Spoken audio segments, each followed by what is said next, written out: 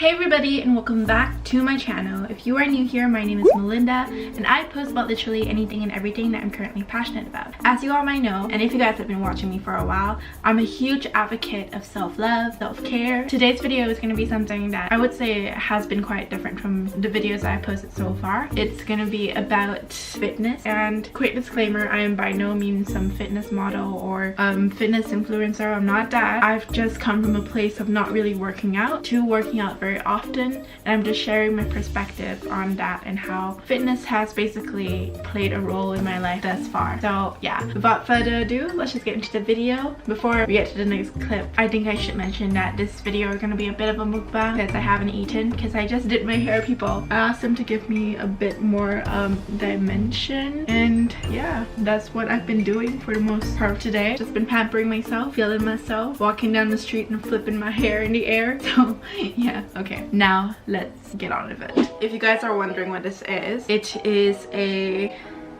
what is it called? Chermoula yogurt chicken with rice, and yeah, it actually smells amazing. This is one of the recipes.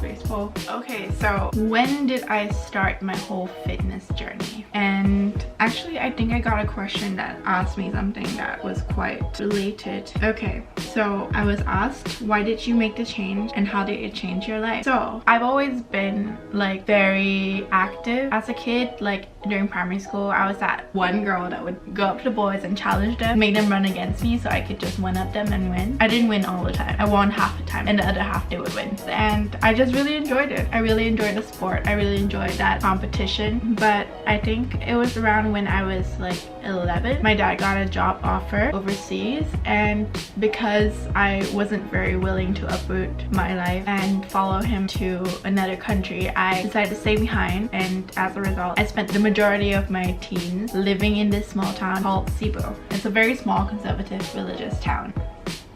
I think there were good parts of growing up there, but there were also a lot of negative parts of growing up there. Like most of my memories associated with my time back in Cebu are not really positive ones, because I remember always feeling super shitty about myself, feeling like I wasn't good enough. I had a huge inferiority complex, and it didn't help that I got borderline, like low-key bullied a lot for how I look. I remember comments made by my classmates. These would be like young boys, by the way, so they would be like, Melinda could be pretty if she wasn't so fat, and like these boys would be huddled right behind me, and it's not like I wouldn't be able to hear it, you know. And yeah, they would say things like that, and it would add on to the inferiority complex. And I remember I was a prefect at one point, and whenever I would walk by certain groups of not so nice girls, they would be like, oh my god, the fake Paul is coming, and it would like low-key hurt my feelings, but at the same time I wouldn't be able to do anything about it. And so like all I could do is simmer in my self-doubt and simmer in my insecurities, and it just snowballed into something really, really bad. And I remember thinking like, oh god, why do I have to be me? Why am I not this other person? Why do I live this life? Why is my body like this? I remember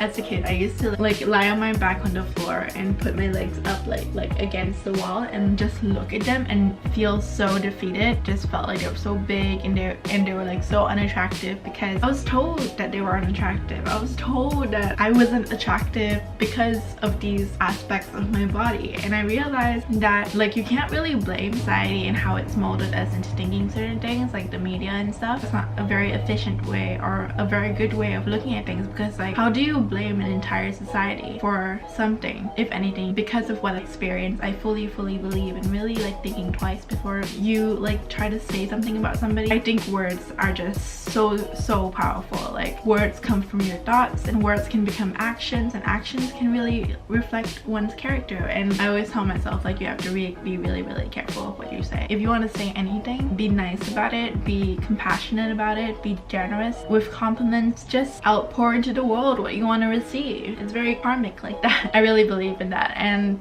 yeah, basically that's part of why I started, because I had a huge inferiority complex. I just really wanted to change everything about myself. When that finally came back 5 years later, I saw it as an opportunity to really escape this place and just reinvent myself. And so Dad moved back and I moved into his home with him at KL, and I got enrolled into Tempe International School. So that was where it really started. I really saw an opportunity to reinvent myself, to be different, even though I didn't really know what different meant at the time. I just knew that I wanted to be different. I wanted to do things that were serving me, and I wanted to be in control of my narrative. I didn't want to be a victim of circumstance anymore. I didn't want to blame everything around me anymore. I wanted to take charge of my life and take more responsibility for it. I barely eaten this because I've been talking too much, so I looked at it realistically and I figured what was one thing that is new that I've never tried before that I could try now. And I thought about it and I was just like, I could work out. We have a clubhouse that I just need to cycle 10 minutes to. All my friends are there after school. So I could swim every day. I could just do something different for myself, and hopefully that would serve me in a good way. That's really how it started. That's how it started. It began with like one end goal, and it was prom, and I was really excited by it. I was definitely swept away by movies and their depiction of prom, and I just really wanted to have my moment. I wanted to look snatched to the gods, and I wanted to basically have a really unforgettable time during my prom, and I wanted it to be one of the highlights of my year in high school. So that's what I was working towards. I really wanted to be in the best shape for prom, and I really wanted to just do something that was for me, because when I was living in Cebu, I never really did that. I did everything everyone wanted me to, said everything that I felt like everyone wanted to hear, and I was never really truly myself. Yeah, that was me. I must say, like, gym intimidation, it's so real. Like, you walk into the clubhouse and you see all these like people who are in better shape than you. Like, I had friends who I would meet in the clubhouse or who I would know from school that would go to the gym with me, and they would be so freaking fit, and I would be like, oh my god, I'm a loser. And it's so real. But at the end of the day, what I learned is that it's so cliche, but everybody is focused on themselves. Everybody is looking at their point of progress, and if they're busy looking at your point of progress and criticizing you for it, that's on them. Like, you can't get caught up in other people's crazy, you know? Like, yeah, you can't get caught up in other people's needs to put down others, to make them feel better about themselves. Like, you can't get caught up in all that. Just need to do things that serve you. And at that moment, like, even though I felt like everybody's like up here and I'm down here, but at least I'm like moving towards getting there and moving towards being a better version of myself, or at least something close to that.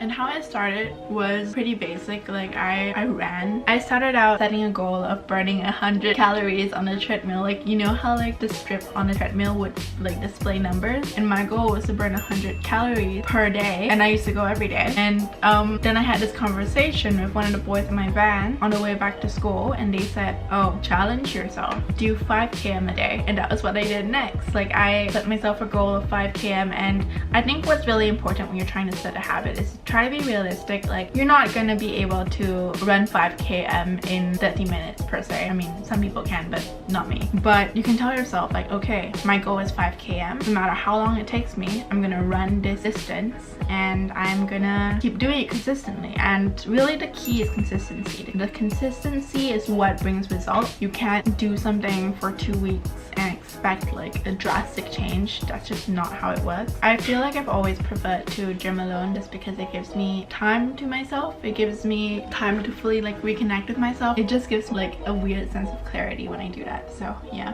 And then I got into Pilates. I don't really remember how I got into Pilates, but yeah, I started off with YouTube videos with Krissy Cela. It went from counting my calories on a treadmill to 5 kilometers on a treadmill to 1 kilometer and a 30-minute ab session or Pilates session on the floor with a mat. Then last year when I started dating this guy, he like suggested that I try lifting weights, and I started off with dumbbells. He sent me a video, and it was Whitney Simmons and her dumbbell leg routine, booty workout or whatever, and I started doing it, and I fell in love with lifting weights because I felt like that really changed my body. It really helped sculpt my body, and seeing those results, seeing how I feel stronger with every day, just made me really fall in love with it. I love seeing results, as we all do, and that's why right now I am an avid weight lifter, gym goer.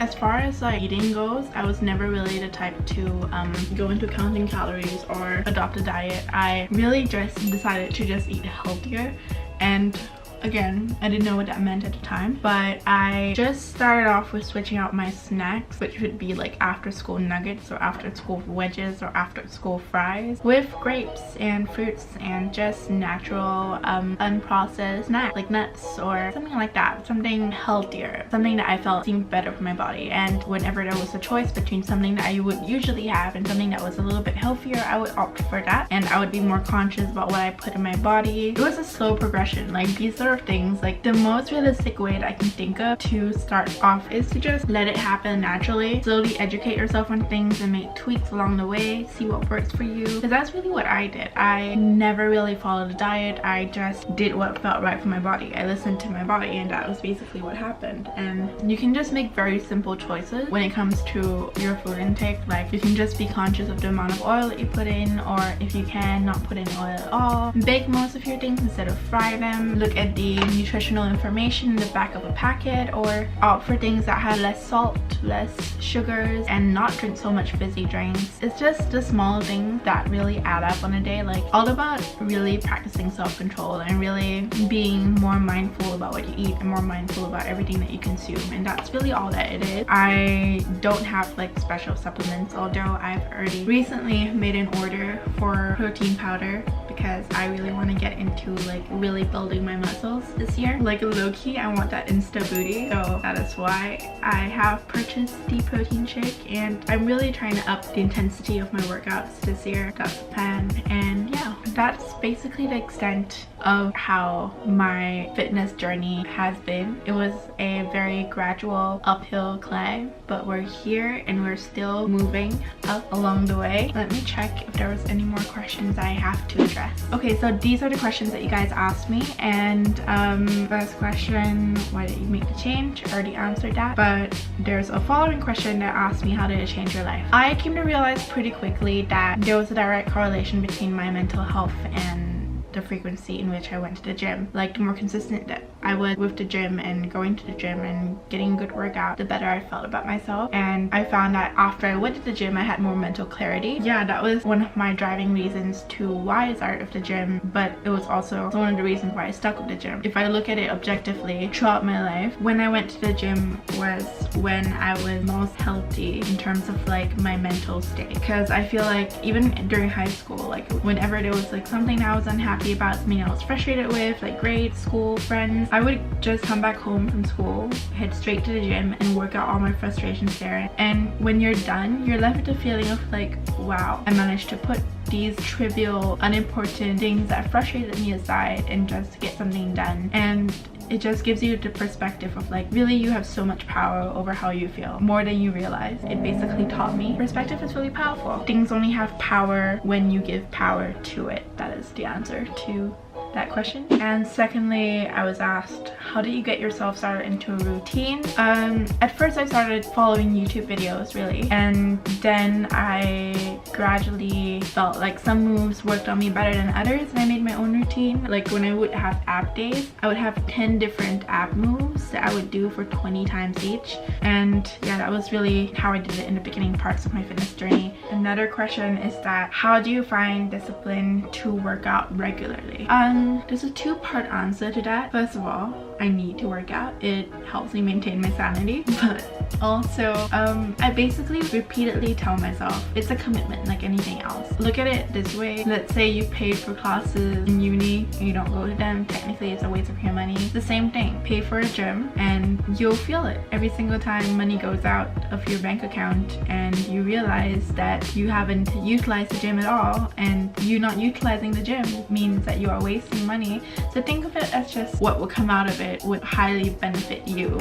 It'll either make you reach your ideal weight, make you stronger, make you healthier. Think of it in a long-term perspective. Like, I am a huge believer of the backwards law, and it's basically also known as the law of reversed effort. They have this idea that there's a certain point of effort that things start to really backfire on you, and that's why sometimes you need to work hard, but hard to a point. You can't constantly obsess over things. I feel like a lot of people end up quitting the gym because they expect super immediate results, and they look at all of these minute things like, oh, if my weight fluctuates today, like it goes down today, yay, but the next day after that it goes up. It's bound to happen, but you really need to think of fitness as a long-term thing, as a thing that would benefit you, and just hold on to that idea. Because for me, it became like, even though it started out as a I want to have a great bod for prom thing, it slowly became a mental health thing. It slowly became something that I found really sustainable in my life. I think the trick to making fitness sustainable in your life is to simply build on it slowly. Like, don't plunge into crazy diets, eating super clean. Like, make the slow changes, and slowly and like eventually you'll get to where you want to be. Like, continuously make those small changes, and that's really how I feel like fitness would be more sustainable in everybody's life. So yeah, that is it for the questions. Okay guys, so this is the end of today's video. I hope you guys liked it. I hope it could help you in some way and inspire you maybe to go on a fitness journey of your own. If you guys liked today's video, I would really appreciate it if you guys could also click the subscribe button down below if you guys haven't already done it already, or give it a like if you liked it. And yeah, I would really appreciate it. Thank you once again for all your support, and I love you. Bye.